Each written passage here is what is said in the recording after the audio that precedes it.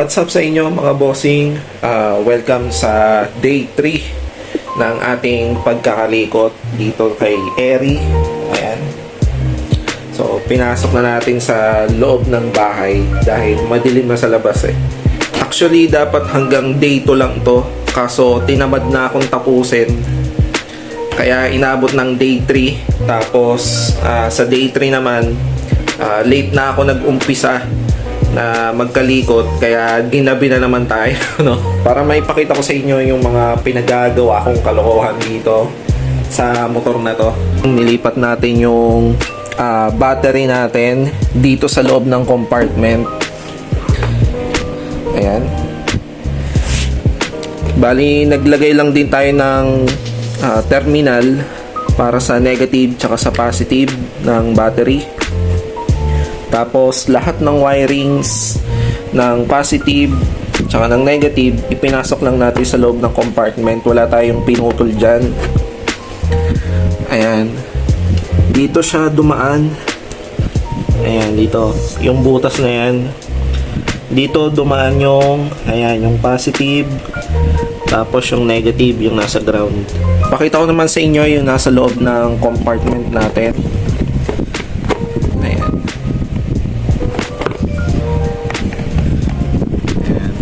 So, yung sinasabi kong butas dun sa ilalim, ito siya, nasa ilalim netong tornilyuhan. Dito papunta yung sa positive, tapos ito naman yung sa negative. Tapos yung naging tabas natin sa cover, ayan, dahil nasa kanto siya, dahil nasa dalawang kanto siya, ayan, dito natin siya tinabas. Tapos, meron naman tayong isang tabas dito para yan dito. Ito, nakakonekta siya sa ECU natin. Ito yung mode para kapag maglalagay ka ng silencer tsaka kapag wala. Para hindi na natin bubuksan to kada maglalagay tayo ng silencer. Ayan, saktong-sakto na yan. Diba? Ito, naka-usli lang yan.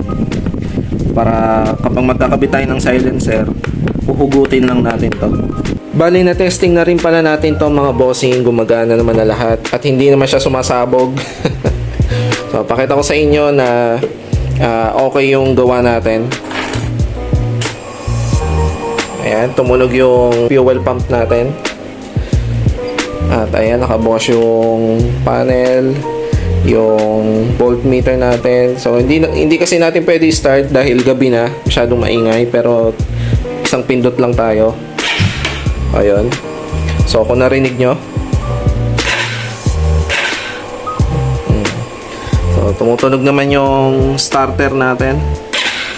Gumagana naman siya lahat at goods na goods. So, wala naman tayong problema sa paglipat ng baterya natin dahil wala nga tayong kinat na wiring. Nagdagdag lang tayo ng wiring dito, ayan, para umabot doon sa terminal ng positive negative. So, pakita ko naman sa inyo yung sa kabilang side.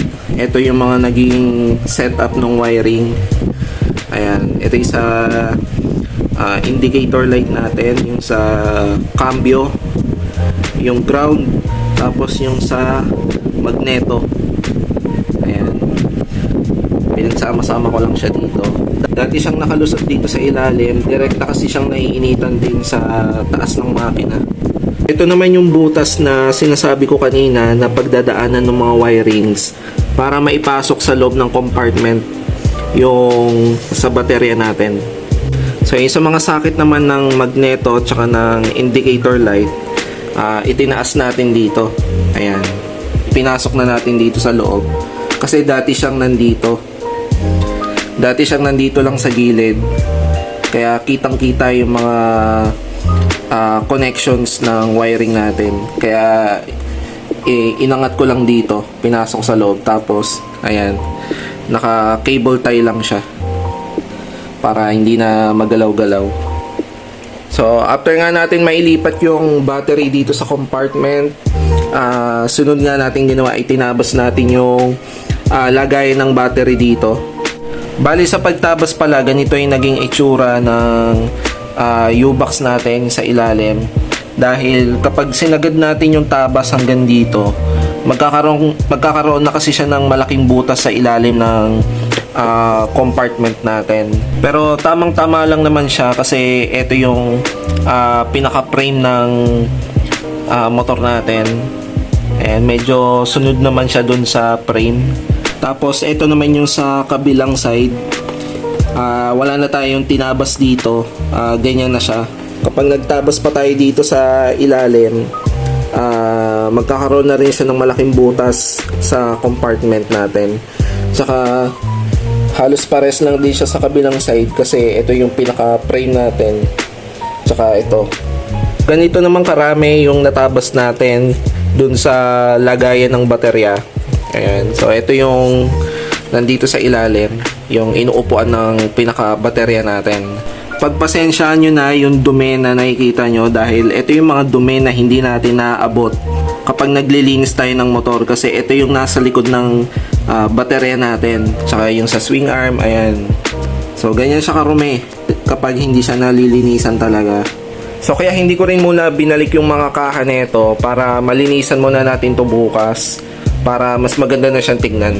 Ang medyo pangit lang tingnan dito ngayon, etong bracket na to. Ito kasi yung para sa brake light switch para sa stock. Naka-stock brake light switch. Alam nyo to, makikita nyo rin to sa motor nyo. Siguro baka patanggal na lang natin to dahil wala naman na siyang purpose kasi yung brake light switch natin sa likod nandun na sa kaliwang brake master natin. So syempre merong magtatanong dyan kung bakit naglipat tayo ng baterya at anong balak natin. So sasagutin ko rin ngayon yan. So umpisahan muna natin sa itsura, sa looks. So alam nyo naman si Eri naka Street GP concept. So kung hindi kayo familiar sa Street GP concept, etong concept na to mukha siyang race bike pero pang daily. So 'di ba minsan na feature si Eri dun sa page na Street GP DNA. So kung nakikita nyo yun sa mga sinashared post ko, ayun yun. So i-follow nyo rin yung page na yon. Makakakita kayo ng mga Street GP concept ng mga sniper, raider, at kahit ano pang underbone, makikita nyo yan. So sa Street GP concept, meron kasi kong nakikita na itsura ng sniper tsaka ng raider. Yung naka-open yung part na to, ang makikita mo lang dyan yung pinaka frame nila. Kung nakikita nyo rin yung mga ganyang tindigan ng sniper tsaka ng raider, so yun yung gusto rin nating ma-achieve dito kay Eri. So sunod naman yung pinaka dahilan natin kung bakit tayo naglipat ng battery sa compartment.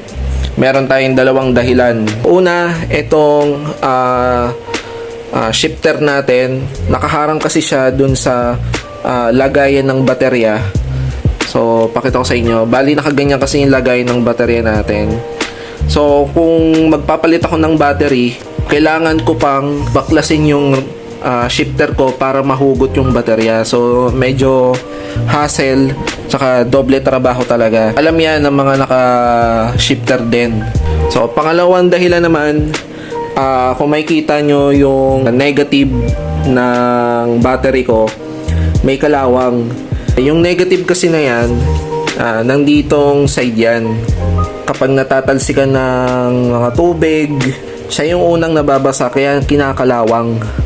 Kaya kung makikita nyo dito sa frame natin, napakarumi kasi yan nga yung dumi na hindi natin naabot, tulad ng etong lagayan ng battery. Ito yung pinaka sinasandalan ng battery natin. Naiipon din dyan yung tubig kapag nauulanan tsaka kapag naglilinis tayo ng motor. So yan yung mga namuong putik na. Ayan. At least dito sa compartment, hindi na siya direktang mababasa ng tubig ulan tsaka kapag maglilinis tayo ng motor.